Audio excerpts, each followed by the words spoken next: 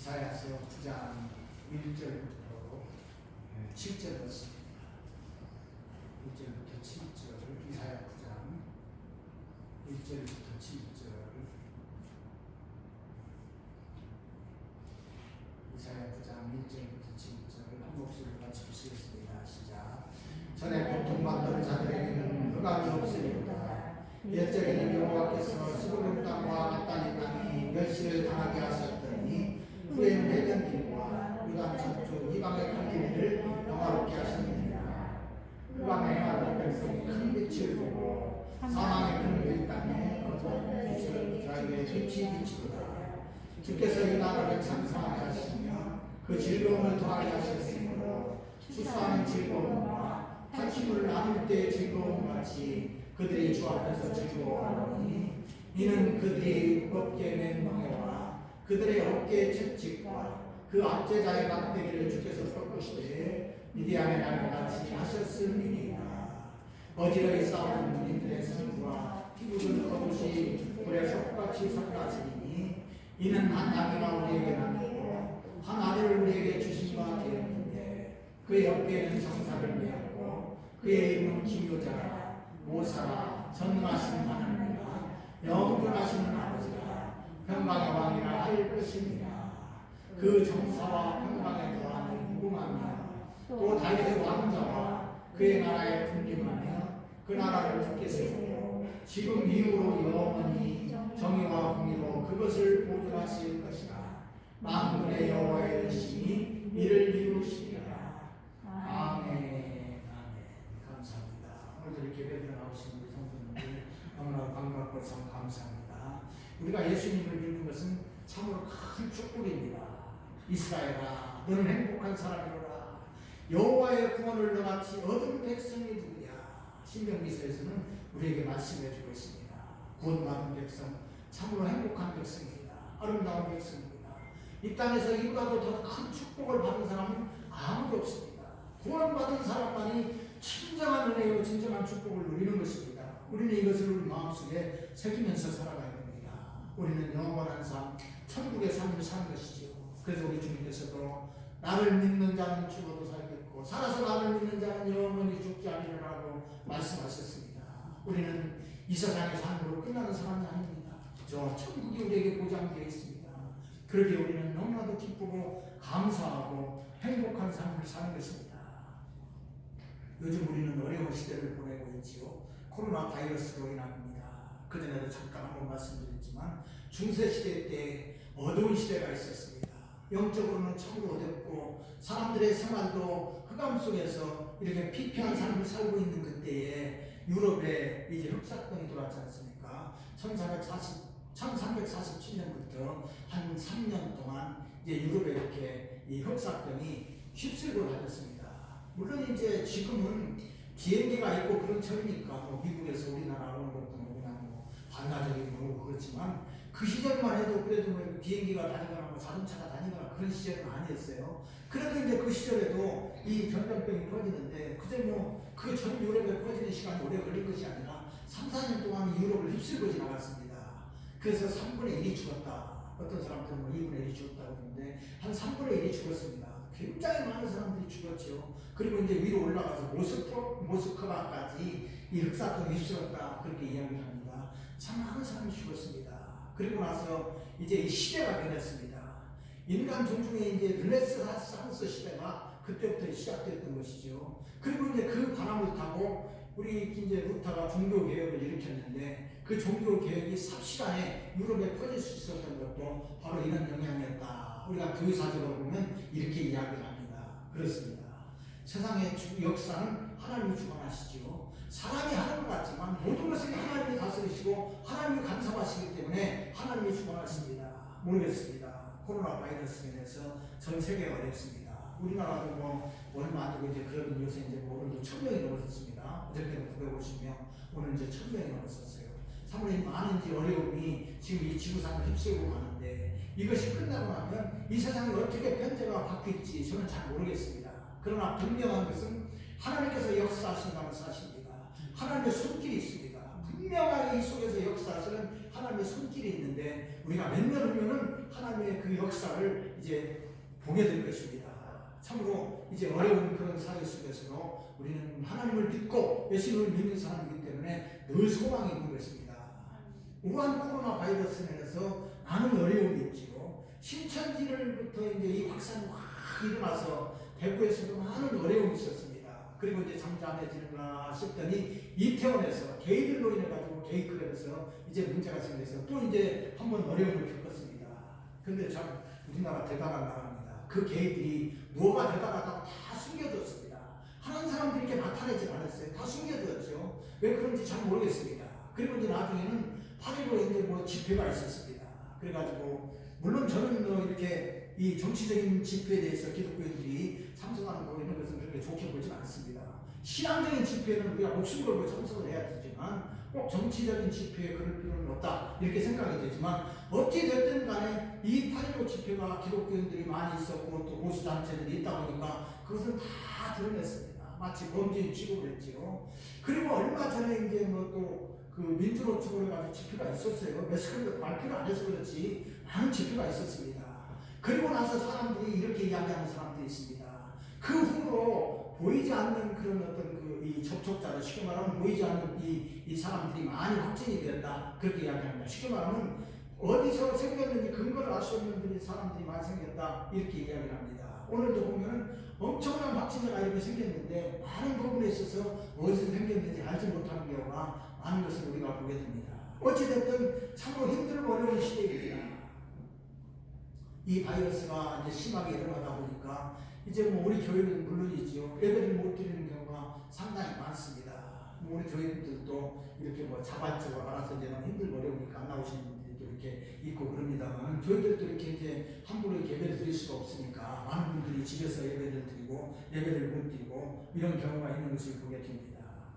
그뿐만 아니라 사가는 사람들도 사실은 어렵죠. 식당 하는 사람들, 카페 하는 사람들, 뭐 특히 이제 이 카페 같은 거 하는 사람들은 뭐 이 12월 달에 견딜 수가 없다 그렇게 이야기를 합니다. 그런가 하면 또 이제 일자리가 많이 줄어들지요. 물론 뭐 이제 대기업에 다니고 직장에 간단한 사람들이 걱정이 없겠죠. 그러나 아르바이트하고 이런 사람들은 또 어려움이 많습니다. 참으로 힘들고 어려운 세상이 지금 우리가 살고 있는 이 세상입니다.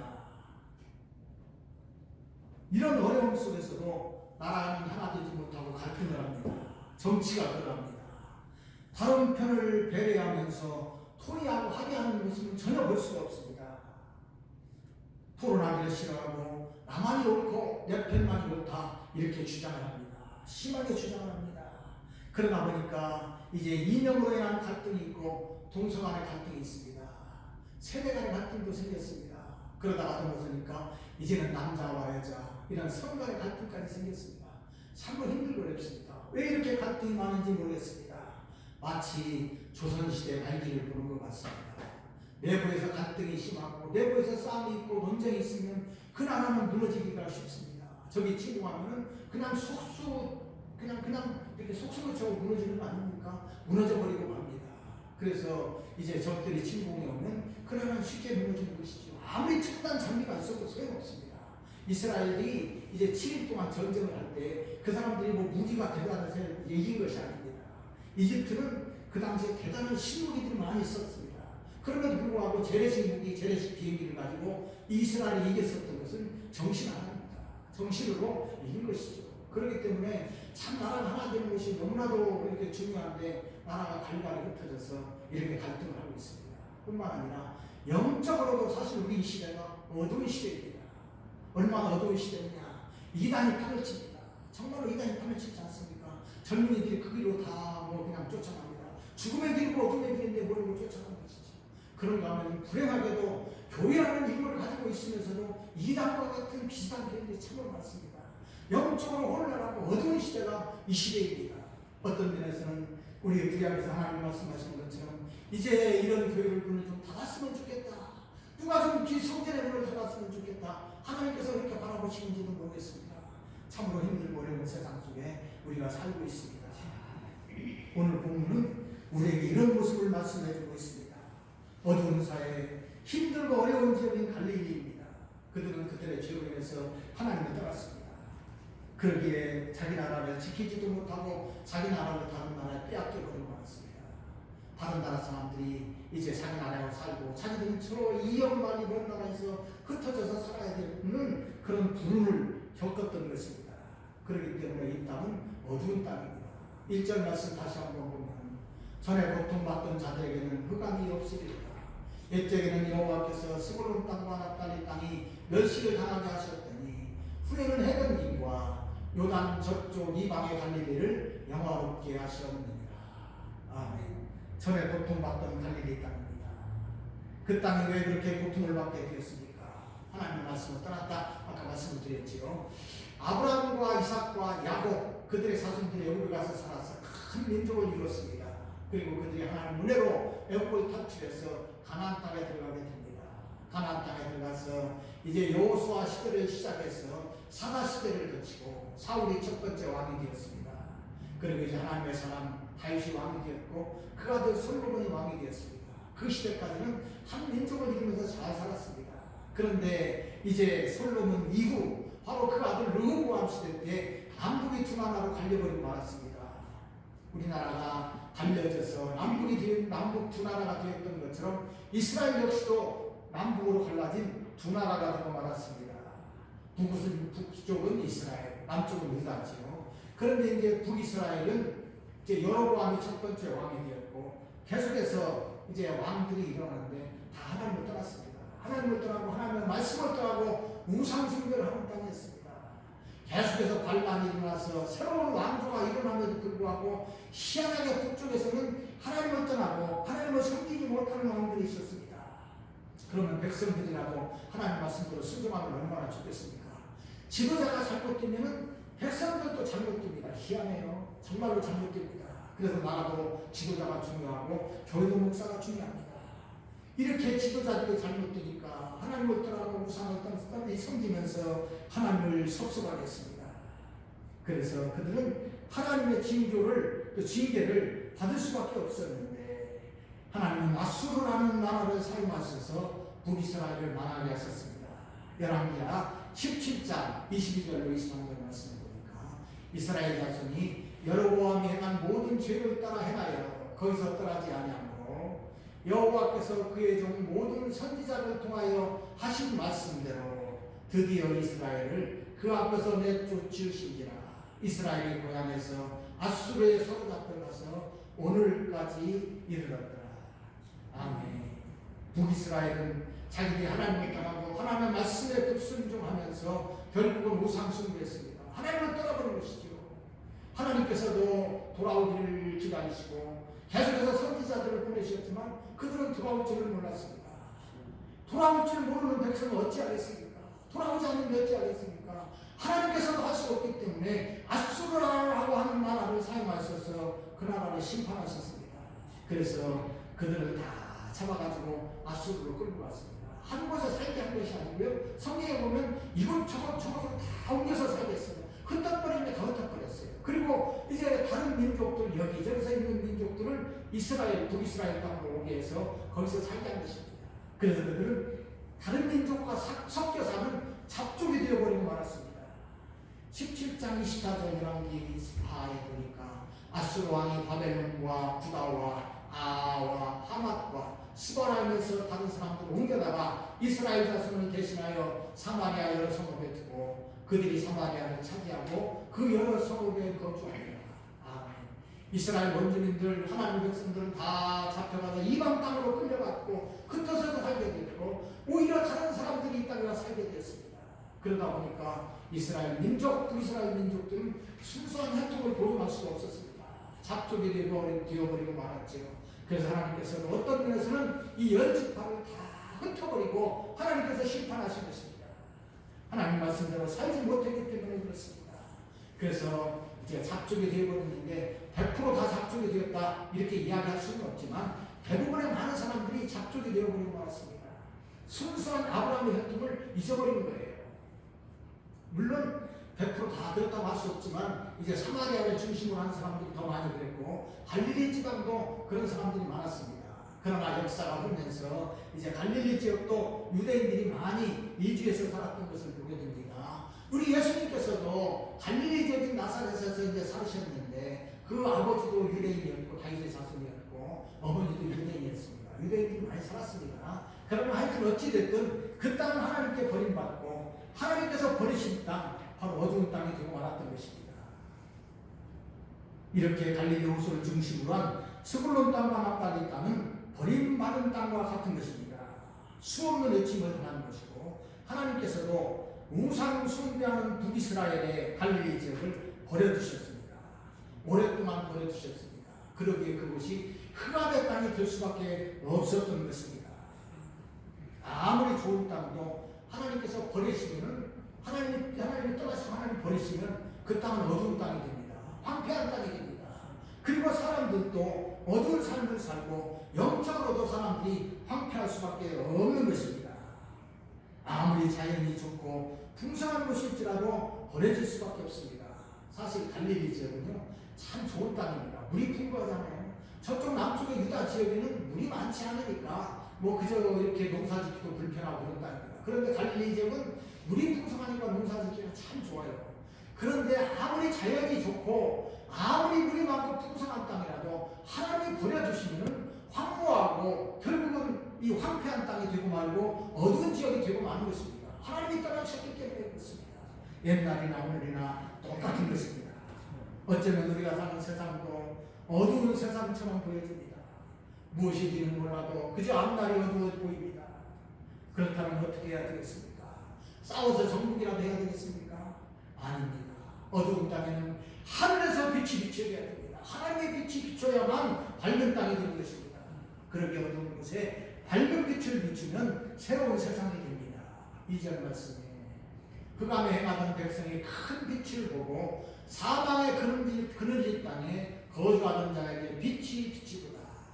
아멘. 흑암에 살던 백성은 빛이 없이 살던 사람들입니다.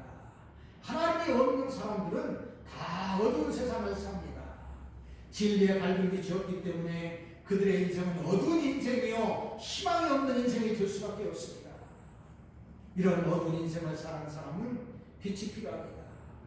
이사야서 60장 1절에 보니까 일어나라 빛을 발하라 이는 내 빛이 이르렀고 여호와 영광이 내 위에 임하였음이니라. 아멘. 일어나라 빛을 발하라 이는 내 빛이 이르렀고 하나님의 영광이 내 위에 임하였다. 이렇게 말씀하고 있습니다. 이 빛은 사람들이 만들 수 없는 빛입니다. 이 빛이 일어나는데 사람들은 아무런 역할도 할 수가 없습니다. 스불론 땅과 납달리 땅에서 살던 사람들은 무지해서 하나님의 말씀에 귀를 기울이지 않았습니다. 그렇기 때문에 그들은 빛과는 전혀 관계없는 자들이었습니다. 그러므로 이 빛을 비춰주시는 분은 우리 하나님이십니다. 이 빛은 하나님만이 줄 수 있는 빛입니다. 무슨 빛입니까? 생명의 빛이고 소망의 빛입니다.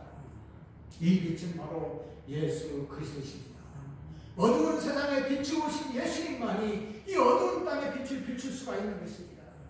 어두운 세상, 절망 중에 있는 사람에게는 이 빛이 필요한 것입니다. 요한복음 1장 1절 5절에 보니까 태초의 말씀이 계십니다. 이 말씀이 하나님과 함께 계셨으니 이 말씀은 곧 하나님이시라. 그가 태초에 하나님과 함께 계셨고 만물이 그로 말미암아 지은 바 되었으니 지은 것이 하나도 그가 없이는 된 것이 없느니라.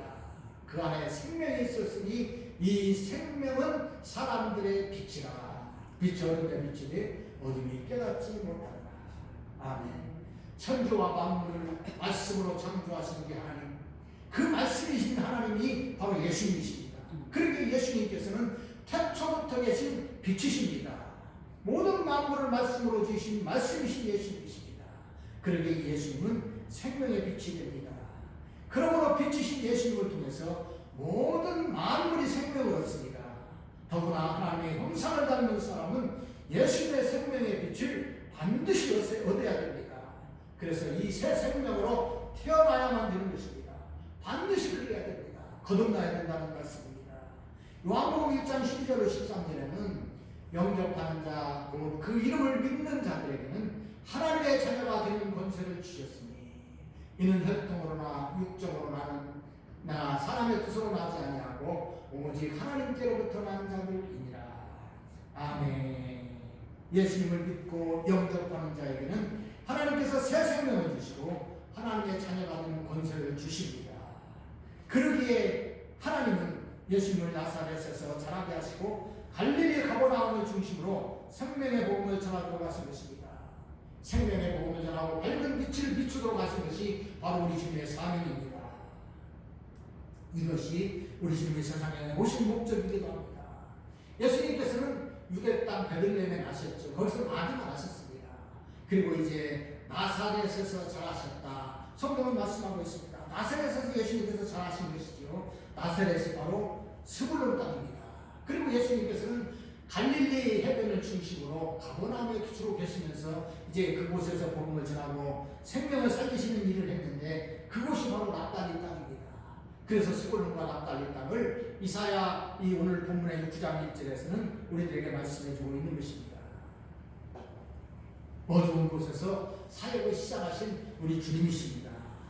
예수님께서는 시험을 받으시고 당신의 사역을 시작하시면서 이것을 분명하게 말씀해 주고 있는데 마태복음 4장 13절로 16절에 보니까 예수님께서 이제 40일 동안 시험을 받으셨습니다. 그리고 나서 나사렛을 떠나 스불론과 납달리 지경 해변에 있는 가버나움에 가서 사시니 이는 선지자 이사야를 통하여 하신 말씀을 이루려 하시니라. 일러스되 스불론 땅과 납달리 땅과 요단강 저편 해변길과 이방의 갈릴리여 흑암에 앉은 백성이 큰 빛을 보았고 사망의 땅과 그늘에 앉은 자들에게 빛이 빛이었도다 하였느니라. 아멘. 예수님께서 공생애를 시작하신 곳이 예루살렘이 아닙니다. 그리고 부자들이 사는 땅도 아니었습니다. 가난하고 어두운 땅, 바로 갈릴리 그곳에서 예수님께서 사역을 시작하신 것을 분명하게 우리에게 말씀해 주고 있습니다. 예수님은 이사야, 이 구약의 이사야가 말씀하신 그대로 갈릴리에 가서 사역을 시작하셨는데 스불론 땅과 납달리 땅, 어두운 땅 그곳에서 사역을 시작하셨다. 성경은 분명하게 우리에게 말씀해 주고 있습니다. 어두운 땅에서 죄악의 땅에서 힘든 땅에서 사역을 시작하신 우리 주님이십니다. 그러시면서 예수님께서 회개하라 천국이 가까이 왔느니라 말씀하셨습니다. 무엇을 전했습니까? 회개를 전하고 천국의 복음을 전했습니다. 예수 믿고 구원받고 천국 가라고 예수님의 복음을 전하신 것입니다. 이것을 성경은 우리들에게 분명하게 말씀해 주고 있습니다. 그러므로 예수 믿는 것이 무엇입니까? 우리가 예수 믿고 구원받아서 영생을 얻고 천국의 삶을 살 뿐만 아니라 우리가 이 세상을 떠나는 그날에는 하나님 나라 가는 것입니다. 이것이 빠지면 안 됩니다. 아무것도 아닙니다. 기독교에서 이것이 빠지면 천국이 빠지면 아무것도 아닙니다. 다 소용없는 것입니다. 아무리 이 땅에서 돈이 많고 좋은 지위를 누리고 대통령의 자리에 올랐다 할지라도 이 복음을 모르고 천국을 모르고 천국까지 못한다면 이 사람의 인생은 아무것도 아닙니다. 불행한 인생입니다. 이스라엘이여 너는 행복한 사람이로다. 너와 같이 구원을 맛본 자가 누구냐. 성경은 우리에게 말씀해 주고 있습니다. 바로 예수님께서 오신 것은 빛으로 오셨는데 생명으로 오셨는데 구원을 주기 위해서 오신 것입니다. 그래서 제자들을 부르시고 병든 자를 고치시고 죄인들에게 복음을 전하시면서 어두운 세상에 밝은 빛을 비춰주신 것입니다. 그러므로 어두움을 진리의 밝은 빛으로 밝게 비추신 분은 우리 예수님이십니다. 예수님께서 어두운 갈릴리의 빛을 비추셔서 세상을 밝게 하시고 어둠에 갇혀있는 사람들을 구원해 주신 것입니다. 그러므로 진정한 구원자는 우리 주님뿐이십니다. 예수 그리스도를 통하지 않고는 예수님을 믿지 않고는 누구든지 구원을 받을 수가 없는 것입니다. 그렇다면 세상에 밝은 빛으로 오신 예수님은 누구십니까? 6절에 보니까 이는 한 아기가 우리에게 낳고 한 아들을 우리에게 주신 바 되었는데 그의 어깨는 정사를 메었고 그의 이름은 기묘자라 보사라 전능하신 하나님이라 영존하시는 아버지라 평강의 왕이라 하는 것이니라. 아멘. 한 아기가 우리에게 낳고 한 아들을 우리에게 주셨다 말씀하고 있습니다. 바로 하나님의 아들이신 예수 그리스도십니다. 그분의 어깨에는 정사를 메었습니다. 정사를 메었다는 말이 무엇인가? 하나님으로부터 모든 통치권을 위임받아서 그 어깨에 짊어지고 계신다 그 말입니다. 그래서 다윗집에 열쇠를 그 어깨에 주셨는데 열면 닫을 사람이 없고 닫으면 열 사람이 없습니다. 모든 통치권은 우리 주님 앞에 있는 것입니다. 하늘의 권세도 땅의 권세도 지옥의 권세까지도 다 우리 주님의 어깨에 있습니다. 그래서 우리 주님이 통치하시는 것입니다. 세상 역사를 주관하시고 인생의 모든 문제를 주관하시는 것은 우리 주님이십니다. 우리는 그것을 확실하게 믿고 나가는 것입니다. 그분이 아기 오셨습니다. 인성을 입고 세상에 오신 것입니다. 그러나 그분은 하나님이십니다. 하나님의 아버지실 뿐만 아니라 삼위일체이신 하나님이십니다. 그러기에 예수님은 사람이고 하나님이십니다. 인성과 신성을 동시에 가지신 우리 주님이십니다. 그런데 그 이름이 대단합니다. 그 이름이 기묘자라. 기묘자라, 기묘자라. 무슨 이야기입니까? 이스라엘 백성들을 애굽에서 능력으로 이끌어내셨습니다. 10가지 재앙을 통해서 이끌어내시고 홍해를 능력으로 가르쳤습니다. 낮에는 구름기둥, 밤에는 불기둥을 주셔서 능력으로 이스라엘을 보호하시는 그 능력의 하나님, 그분이 바로 기묘자이십니다. 그 기묘자가 이제 이 세상에 오신 것입니다. 우리 주님이십니다. 그분이 이제 모든 것을 통치하시는데 인간의 생각과 능력을 초월하신 기묘하신 그분께서 새하늘과 새 땅을 우리에게 주십니다. 구원과 심판의 주님이십니다. 우리 주님, 이제 우리 주님께서는 다시 오십니다. 그 우리 주님께서는 바로 기묘자이십니다. 그리고 지혜와 지식의 모든 보화가 숨겨져 있는 모사입니다. 그런데 그분은 누굽니까? 전능하신 하나님이다. 전능하신 하나님이라고 말씀하고 있습니다. 예수님이 하나님이라는 거예요. 구약에서 이것을 말씀해주고 있습니다. 예수님께서 세상에 계시면서 아버지와 나는 하나다 말씀하셨습니다. 하나님과 나는 하나다 그 말입니다. 한 하나님이신 우리 예수님, 삼위일체 하나님이신 것을 분명하게 말씀해주고 있습니다. 그러기에 우리 주님은 전능하신 하나님이십니다. 그러므로 우리가 예수님께 구하기만 하면 모든 것을 우리에게 다 주십니다. 우리 주님은 모든 것을 할 수 있는 능력의 하나님이시기 때문에 그렇습니다. 그러기에 우리 주님께서는 내 이름으로 무엇이든지 내게 구하면 내가 행하리라 말씀하셨습니다. 예수님의 이름으로 기도하는 모든 것들은 다 응답해 주시는 우리 주님이십니다. 그러므로 확신을 가지고 우리들도 기도하시기를 바랍니다. 예수님이 삼위일체 하나님이 되시기 때문에 우리 아버지가 되십니다. 이분이 어떤 모습으로 오셨습니까? 평강의 왕이라 평강의 왕으로 오셨습니다. 평강의 왕으로 오신 주님께서 사람들에게 평화를 주십니다. 그렇게 마음에 평화가 없이 갈등과 죄책감 속에 살아가는 사람이 예수를 믿으면 그 마음속에 진정한 평화를 얻습니다. 그래서 평화로운 삶을 사는 것입니다. 구원받은 그 사람으로 인해서 갈등이 많고 어려움이 있던 집안의 평화가 찾아옵니다. 예수 믿는 사람으로 인한 것입니다. 예수 믿는 사람의 가정은 화목하고 평화가 가득합니다. 비록 좋은 고기가 없고 값진 물건이 없다 할지라도 예수 믿는 그 가정은 평화로운 삶을 사는 것은 우리 주님이 주인 되시기 때문에 그렇습니다. 그러나 예수님을 믿지 못하고 사는 사람, 그런 가정에는 갈등이 있습니다. 또 여러 가지로 인해서 비유하는 사람들이 있습니다. 그렇다면 그 가정이 행복한 가정이 되겠습니까? 아무리 돈이 많고 아무리 먹을 것이 좋은 것이 많다 할지라도 갈등하는 가정은 그렇지 못합니다. 그 고기가 뭐 맛있겠습니까? 서로 좋은 관계 속에서 이렇게 사랑하면서 먹어야 맛있는 것이지 갈등하면 그 고기도 맛이 없는 것입니다. 결국은 그 가정은 행복이 없습니다.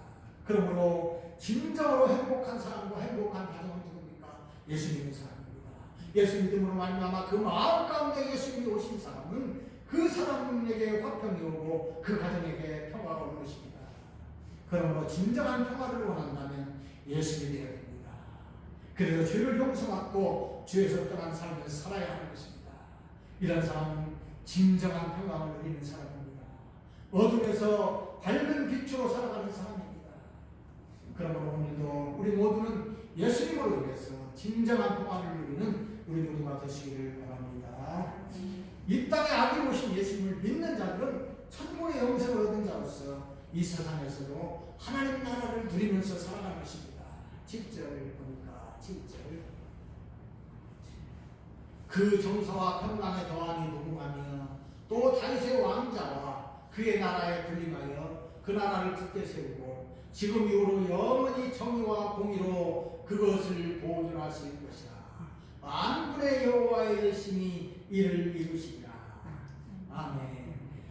정사와 평강의 더함이 무궁하며 말씀하고 있는데, 이 말씀은 메시아의 통치가 확대되고 그 평강이 영원할 것이라고 말씀하시는 것입니다.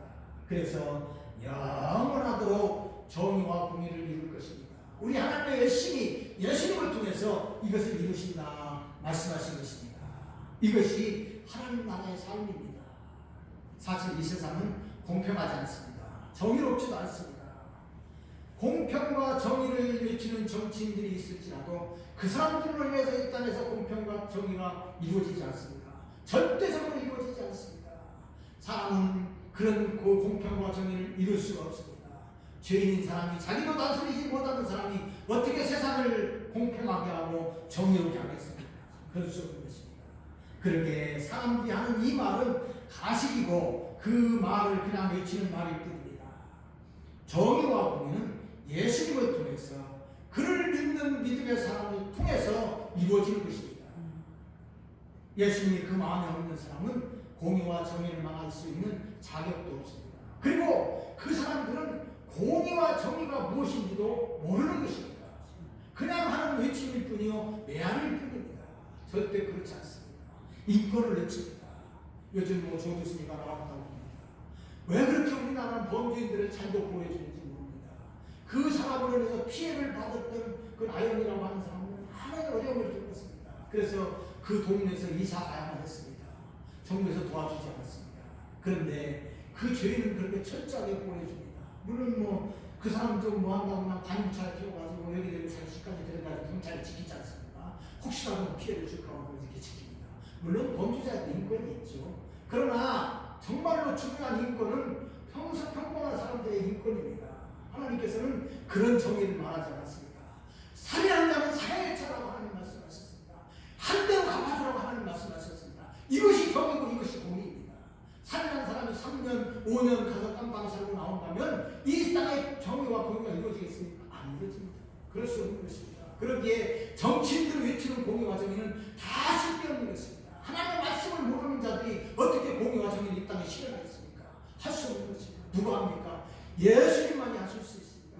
예수 믿는 사람, 예수님의 말씀으로 사는 사람만이 이 땅의 공평과 정의를 이루는 것입니다. 그러므로 우리는 늘 이를 생각하면서 살아가시기를 바랍니다. 예수님만이 이 땅을 심판하실 수 있고 이 땅을 다스리시는 것입니다. 그리고 우리 주님께서 정사와 평강을 더하시고 영원토록 하는 것입니다. 하나님 말고 한계를 가진 인간은 이룰 수가 없는 평강입니다. 우리 주님께서 우리에게 평강을 주시는데, 예수 믿는 사람들에게 평강의 더함이 무궁하도록 우리에게 평안을 주시고 평강을 주신 것입니다. 그러므로 우리는 예수님을 잘 믿으시기를 바랍니다. 그래서 우리를 위해서 하기로 오신 예수님으로 인해서 밝은 빛을 얻고 주님이 주시는 이 평강을 누리는 우리 모두가 되시기를 바랍니다. 말씀을 맺습니다. 올해도 성탄이 다가옵니다. 교회는 전통적으로 12월 25일을 주님이 탄생하신 기념으로 성탄절을 지키고 있습니다. 세상이 힘들고 어려워도 주님이 탄생하신 날은 우리에게 다가옵니다. 우리는 이 날을 기다리면서 우리 자신의 믿음의 상태를 살피고 주님을 더욱더 가까이 하는 믿음을 가져야 합니다. 어두운 땅에 오신 예수님은 우리에게 오셨습니다. 내가 먼저 주님을 찾은 것이 아니라 주님의 친히 찾아오셔서 우리가 예수님을 믿도록 한 것입니다. 그리고 예수님을 믿는 우리들의 죄를 용서해 주시고 우리에게 진정한 평안을 주신 것입니다. 이 평안은 세상에서는 얻을 수 없습니다. 예수님 안에서만 얻을 수 있는 평안입니다. 어둠을 몰아내고 밝은 빛을 우리 마음 가운데 우리 주님께서 주신 것입니다. 이제 우리 가정에도 이 평안을 주십니다. 그리고 예수님은 우리를 통해서 우리 사회와 우리나라가 이 평안을 누리기를 원하십니다. 그러므로 우리가 무엇을 해야 됩니까? 정말로 예수님을 잘 믿고 우리가 말씀 속에 순종하면서 이 빛을 세상에 전하고 이 진리를 세상에 전하는 우리들의 삶이 되시기를 바랍니다. 그러므로 2020년 성탄을 기다리면서 주님의 밝은 빛, 진리의 빛을 세상에 비치는 우리 모두가 되시기 바랍니다. 하나님의 은혜와 축복이 우리 모두와 함께 하시기를 주님의 이름으로 축원드립니다. 아멘.